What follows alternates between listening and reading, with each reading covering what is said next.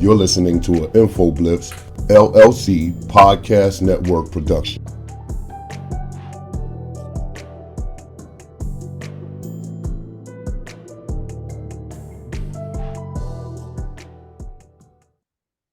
Welcome, everyone, to Sundays with Shay. And without further ado, here's the host of this show, Shay. What's up, guys? Welcome back to another week and episode of Sundays with Shay. Once again, thank you for joining me. I really appreciate you guys coming back and listening. First and foremost, I'm really excited and nervous for this episode this week, so please forgive me if I pause in between my thoughts and words, just because I want to make sure that I'm working through the nerves and that such. But last week we talked about my healing journey and some aspects of it, and specifically I want to talk about the inner child. And when I mean the inner child, I mean that feeling and that person that you feel when you feel giddy. It's like when you get a text from your crush, or you get a really good text from your boss and you did a good job at work. You just have that really good, warm feeling inside that kind of just makes you pull back and feel like a kid again. And that's the person and spirit that I'm talking about in this episode today. And the inner child is important in your healing journey because it helps you come back to your foundations of who you are. It helps you come back to your authentic self. It helps you come back to knowing who you truly were when you established your morals and values to carry on into your adult life. And along the way, as we age with trauma and life situations and just growing up in general, becoming an adult, we lose that sense of power that we had as a child. We lose that sense of boundary with ourselves. We lose that authenticity. And I think it's important to come back to that within your journey, because I found myself trying to not do the work of inner child.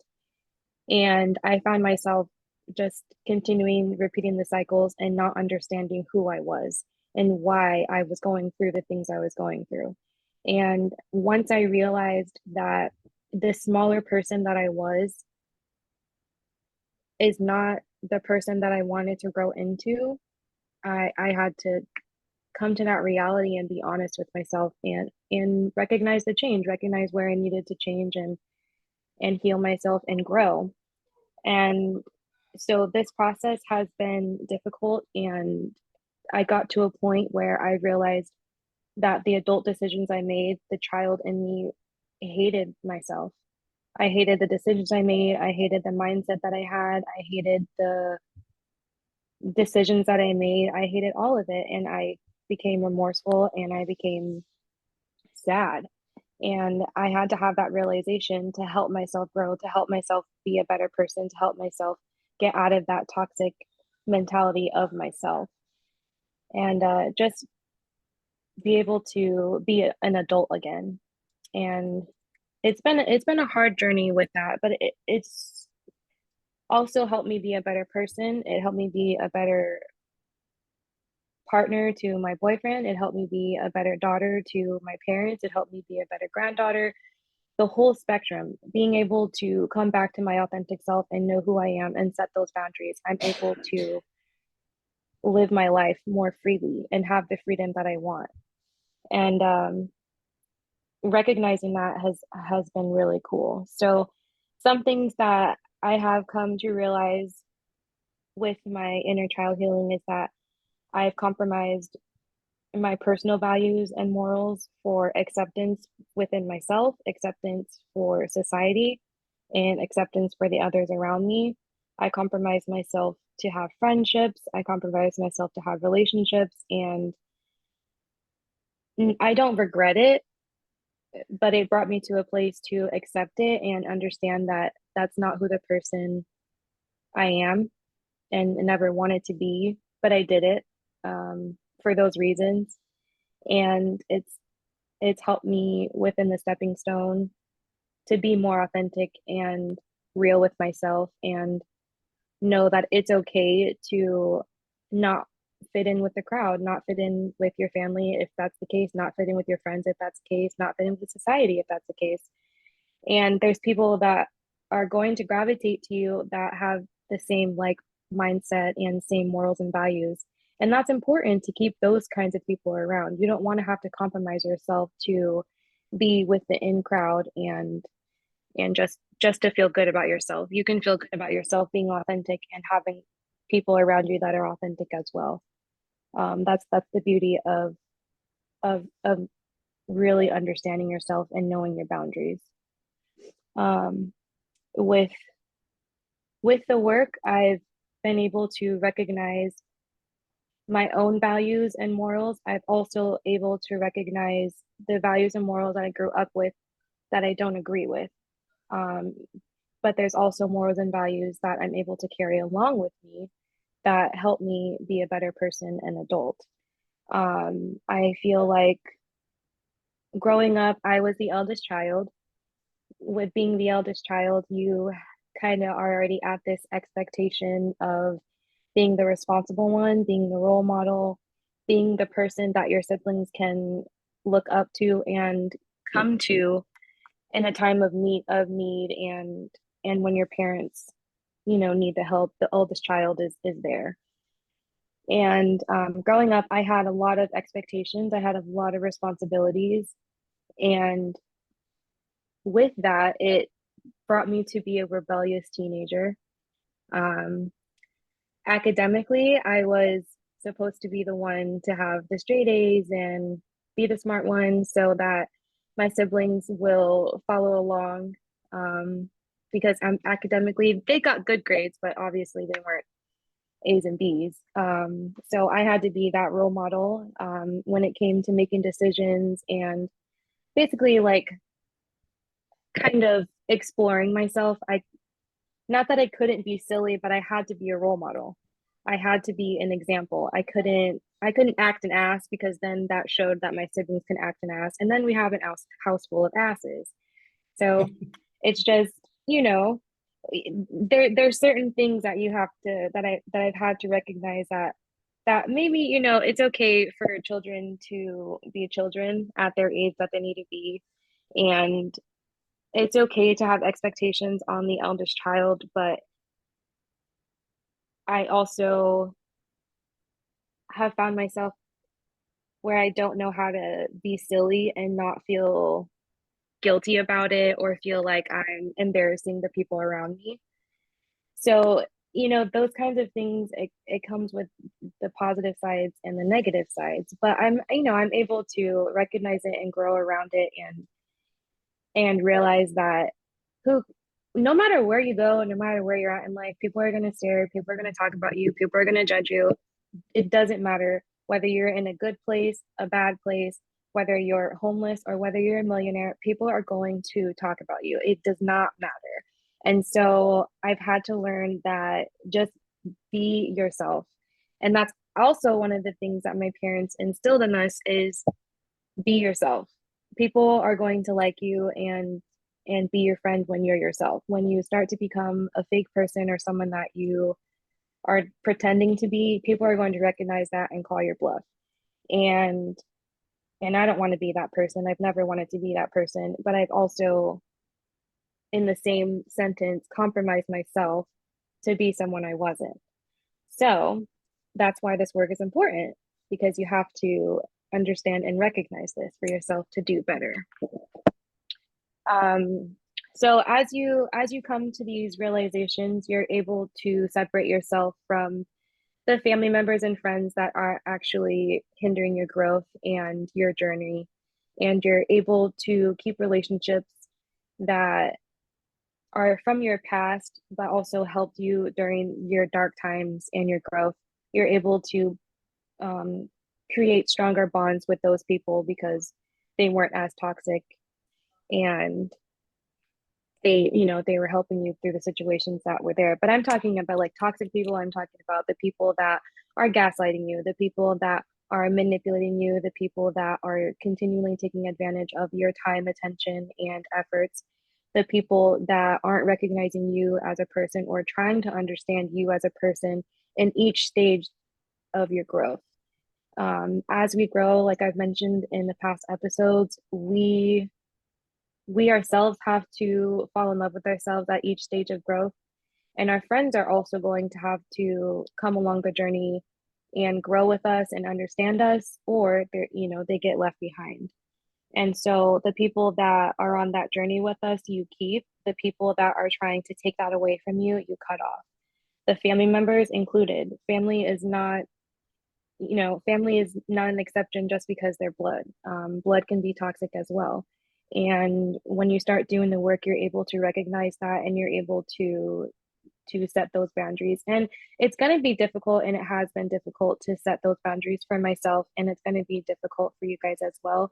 But in the end, down the road, you're going to be so proud of yourself. You're going to be so confident. You're going to be so just, it's a freedom feeling. It's a freeing feeling knowing that you can be your authentic self, and you're not trying to harbor relationships that are hindering your growth, and you're constantly trying to people please with people that are never going to be pleased. The quote says, misery loves company.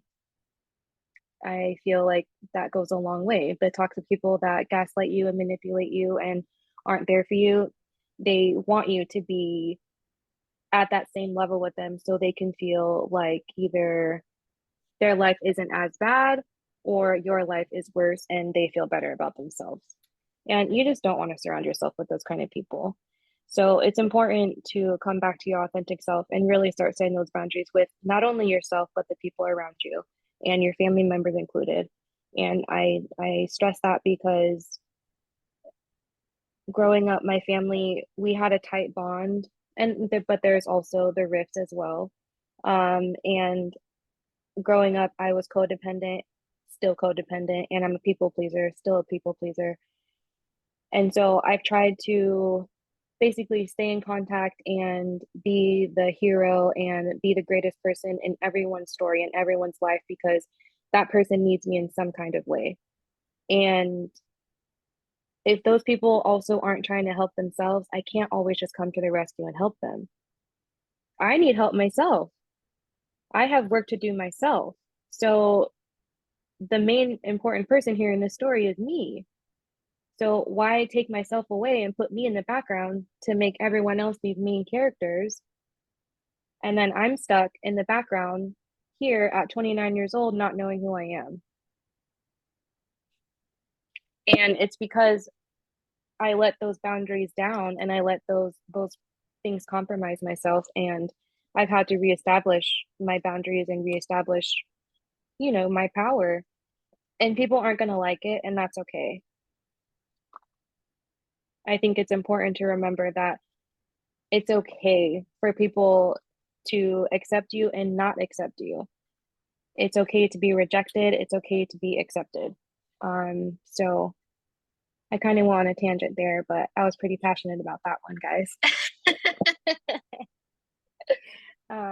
So on a positive note, when you start freeing yourself from yourself and the things around you, you'll start to recognize the blessings. You'll be able to recognize the things that you can be grateful for. You're able to just center yourself in a better way than using your normal coping mechanisms that society uses, like drinking, partying, smoking, whatever the vice is. You're able to just do those things at a level to where you can enjoy them and not using them as a source to get away from yourself or your problems.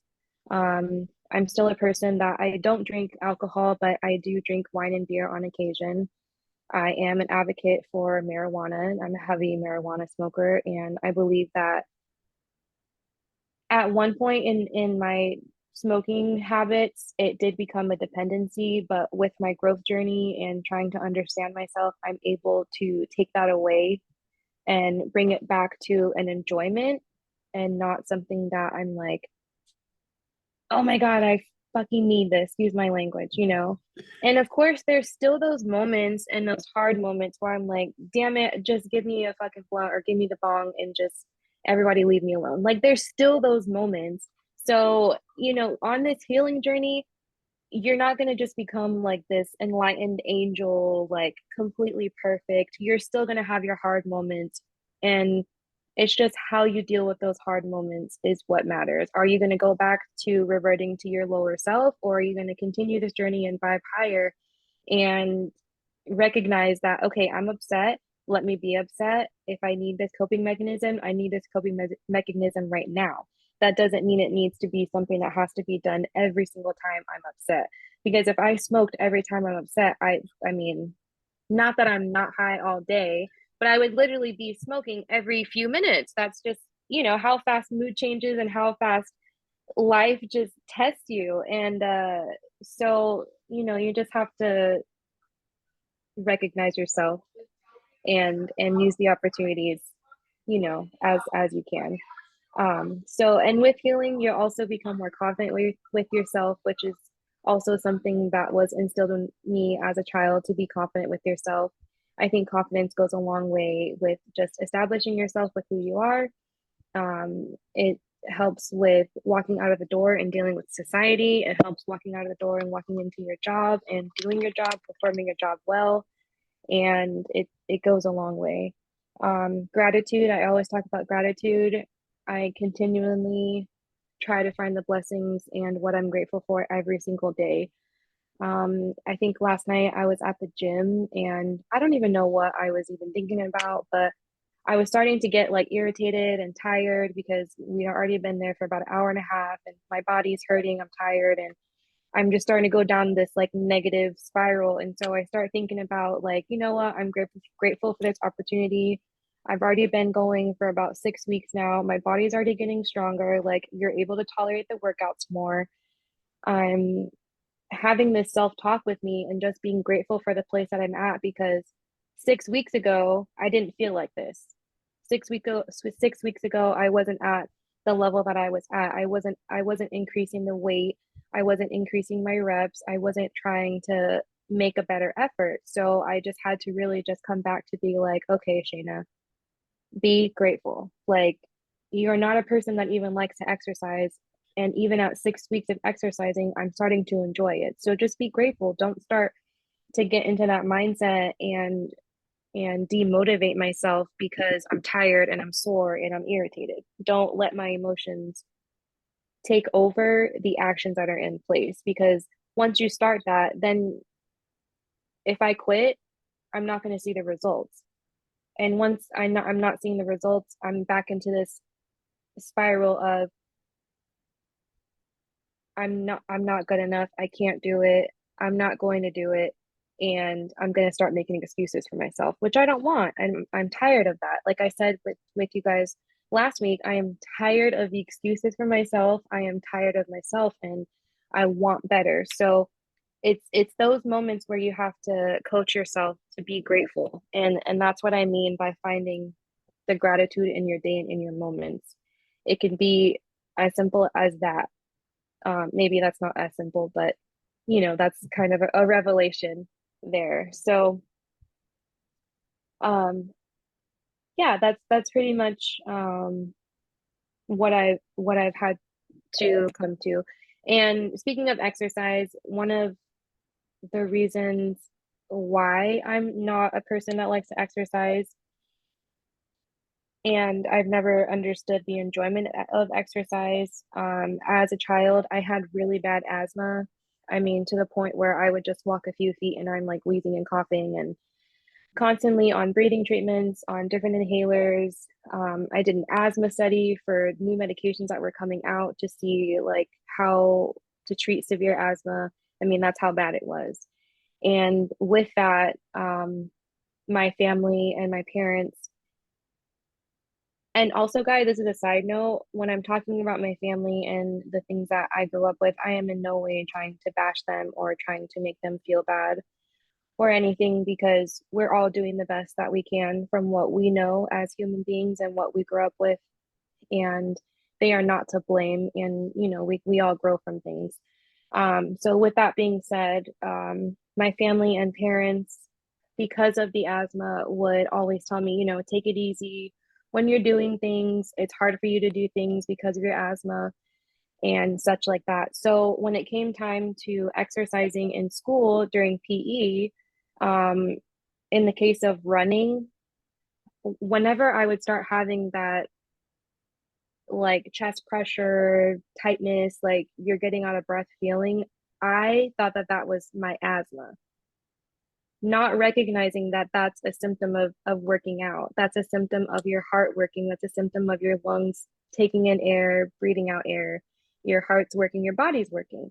And so when it came to those moments of my, oh gosh, my chest is tight, I'm feeling winded, like I thought I was having asthma, so I would slow down and walk. So as a child, my average mile time, I mean like 4 laps, fifth grade, 20 minutes. And that's like, for me, that's a long time because you're walking the whole time. You're not even trying to put the effort in because of that mindset that I heard growing up about my asthma. And so even as an adult, I still made those excuses whenever I was doing cardio and just hard work. I just always making excuses for myself, and I've had to stop. And so that helped me in my exercising journey now, to where I know that when I'm pushing myself, I know the difference between exercise and I'm actually hurting or I'm actually not able to breathe. And so that's something that I've had to put the work in and recognize through my inner child work and bring that to my adult self. So it's just a matter of what's important to you in your healing journey and what you want to heal and what you want to recognize to really help yourself become the best person that you want to be. And I believe in you guys. I believe in myself. And I think that as you guys go along this journey, you're going to just be grateful for yourself that you started. And I'm grateful to myself that I started. And I'm thankful to have you guys along this journey as well, and to be able to share my experiences and my journey with you, to help myself not be so alone and know that I'm not alone and know that you guys aren't alone either. And we're all going through the same sort of things. So I appreciate you guys every week. And this has been really, really cool. This is episode 5, you guys. A couple months ago, John, I wouldn't even say a couple months ago, I'd probably say about 6 months ago now, John presented this idea to me, and my anxiety and my nerves, my shyness, kept me back for a while. And I'm just really glad that I finally just made the leap. And I'm glad that John kept being persistent with me, because I think that that's important when someone believes in you, is they're persistent and they're going to keep putting the knowledge in your ear. They're going to keep dropping the bug. And so I'm really thankful, and I'm excited to see where this goes. I'm excited to see the people that continue to follow along when we're at episode 100. And just it's cool to see each episode be different and the different feedback. So make sure you guys leave comments or email infoblips with different topics or just suggestions, comments, whatever you guys feel. Just make sure you tap in, because we're going to be growing, and I'm excited for John. John's got some really cool stuff going on, and you guys, I'm excited for the ones that are starting in the beginning. But like I said, once we get to episode 100, things are going to be bigger. So just look out. So thank you again, John. Thank you to my listeners. I really, really appreciate you guys. And this week, I want you guys to hug yourself, love yourself, find something that has been bothering you and been on your mind, and try to work on it. Try to heal it and see how you do. I believe in you, and I have faith in you, and I love you. Thank you, guys. I'll see you next week. That was marvelous. That's an epic show. And I have to say, I appreciate you for sharing, and I do believe in you. And this is great. This is the one. This is what I'm talking. She's really coming into herself, and I see the growth. Thank you guys very much for staying with us. If you have any comments or suggestions, please contact Infoblips at infoblips1 gmail@gmail.com. That's infoblips1 at gmail.com, the number 1. And soon Shay will have her own email that we'll be able to give out too. So thank you very much for listening. That was Sundays with Shay. We'll see you guys next week. Share it with a friend. It will definitely help them. Peace, you guys. Bye, guys.